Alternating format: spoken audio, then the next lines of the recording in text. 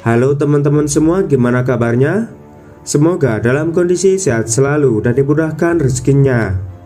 Kali ini saya akan membahas sebuah film seri berjudul Battle of Moscow. Film yang memiliki 4 episode ini mengisahkan awal mula Uni Soviet terjun di Perang Dunia Kedua. Lalu bagaimanakah pasukan Uni Soviet mempertahankan negaranya dan menghantam balik pasukan Nazi Jerman? Langsung saja kita ke alur ceritanya.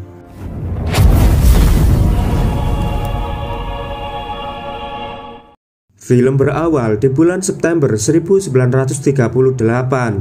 Adolf Hitler menggelar konferensi Munich demi merebut wilayah Sudetenland di Ceko, yang mana para penduduknya merupakan bangsa Jerman asli atau yang disebut dengan ras Arya. Dalam konferensi ini Hitler mengundang Inggris, Italia, dan Prancis. Jika negara tersebut menyetujui keinginan Hitler, maka Jerman tak akan mengklaim wilayah negara-negara lainnya di Eropa.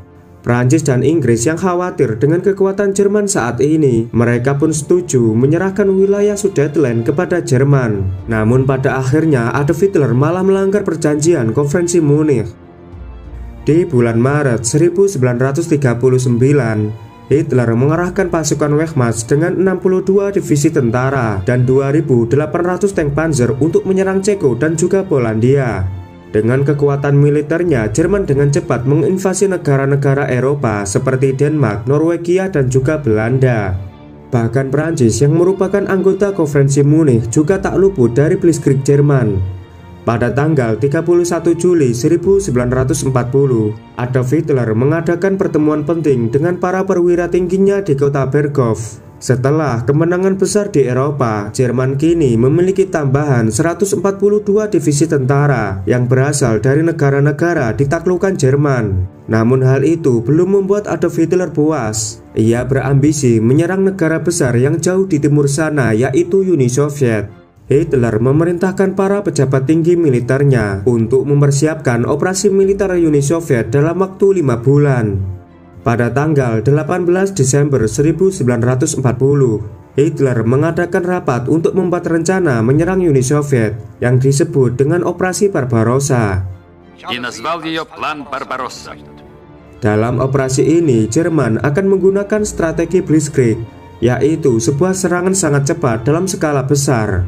Mereka berencana mengerahkan 7 juta tentara yang akan dibagi dalam 3 grup pasukan besar. Grup utara akan dipimpin oleh Jenderal Feldmarschall von Lip untuk menyerang kota Leningrad.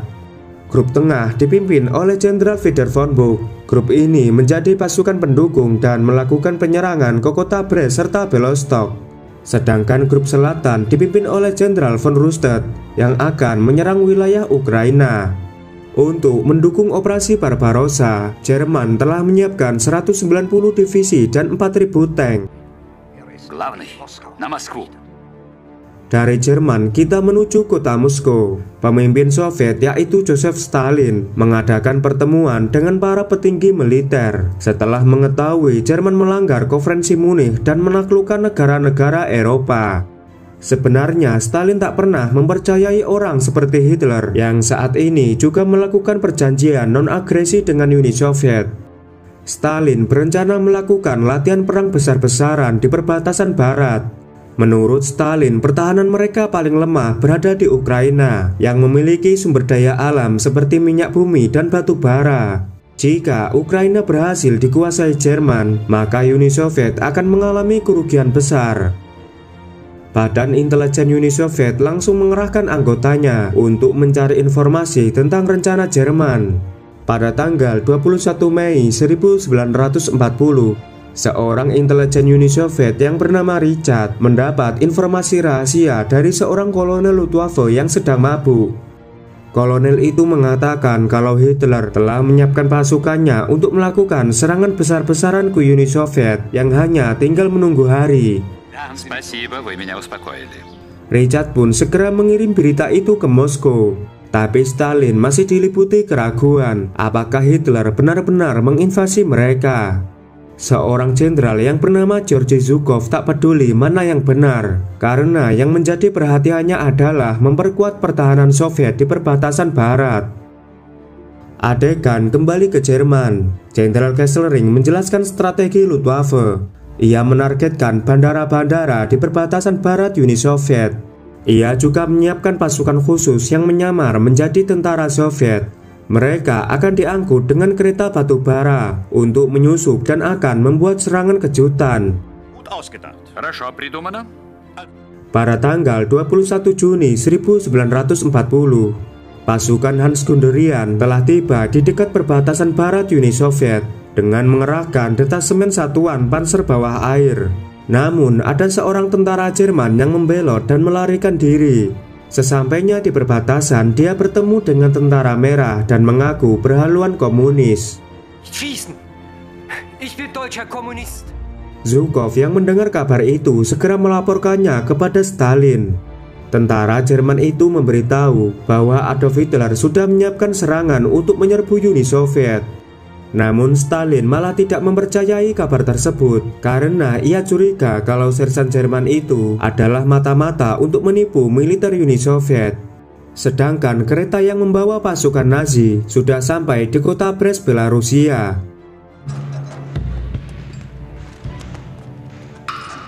Dengan menyamar menjadi tentara Uni Soviet, mereka mengamati keadaan di tengah kota tanpa ada satupun yang mencurigai keberadaan mereka. Di sisi lain, Marshal Zhukov yang waspada dengan serangan Jerman memerintahkan sendiri semua pasukannya untuk lebih siaga. Dan benar saja, di tanggal 22 Juni 1941, Hans Guderian mengerahkan tentaranya menerobos wilayah Uni Soviet. Sementara Luftwaffe menerbangkan Stuka dan pesawat bombernya, meratakan semua bangunan yang ada di sana.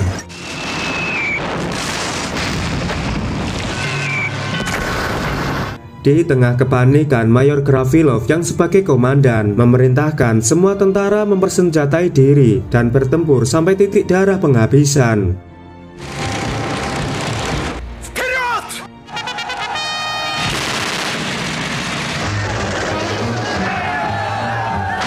Walau sudah terkepung, tentara Uni Soviet berhasil menghantam balik pasukan Jerman.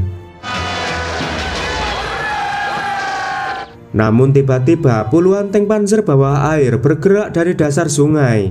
Tank panzer Jerman langsung melepaskan tembakan demi tembakan dan menghancurkan setiap bangunan yang ada di sana.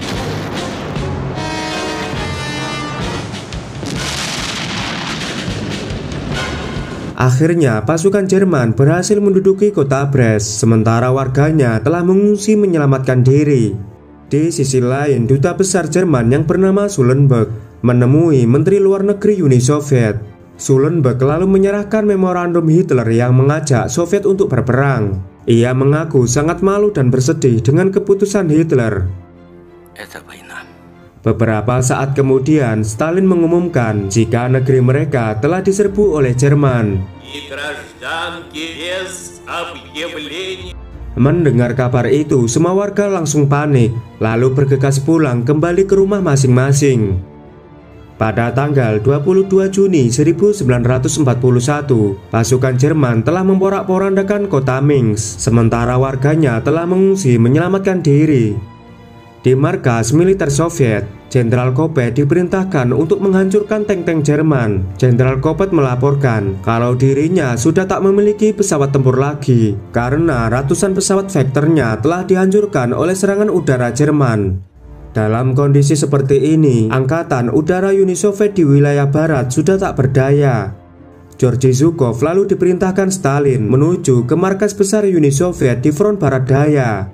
Sesampainya di sana, Zhukov akan menyiapkan agresi anti-ofensif untuk menahan laju serangan Jerman. Walau Zhukov tahu jika pasukannya kalah telak dalam jumlah tentara dan persenjataan, tapi pasukan Soviet harus melakukan serangan balasan karena Zhukov tak terima jika negerinya telah diinjak-injak oleh Hitler. Keesokan harinya, seorang anggota konsul militer bernama Vasugin mendatangi Korps ke-8 atas perintah Zhukov. Vasugin meminta mereka untuk segera maju ke medan pertempuran walau apapun yang terjadi. Jerman sendiri masih belum mengendorkan serangannya. Dengan dikawal Stuka, tank panzer Jerman terus bergerak menduduki setiap wilayah Uni Soviet.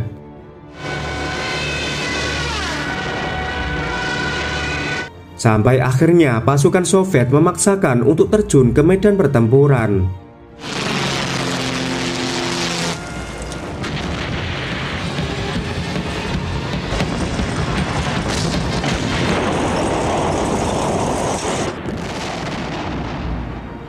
Walau mereka tahu pertempuran ini mustahil untuk dimenangkan, mereka pun berjuang mati-matian, berusaha menghentikan keganasan tank Panzer Jerman. Melihat pasukannya kewalahan menghadapi gempuran musuh, Jenderal Rokossovski menarik mundur pasukannya karena ia tak ingin prajuritnya mati sia-sia. Lalu ia memerintahkan tank 34 yang tersisa untuk bertahan.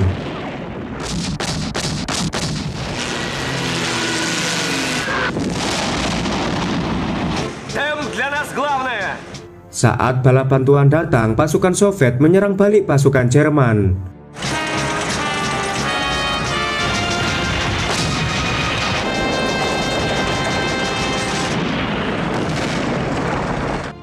Dengan modal nekat dan perjuangan luar biasa, sampai akhirnya pasukan Soviet berhasil memukul mundur pasukan Jerman.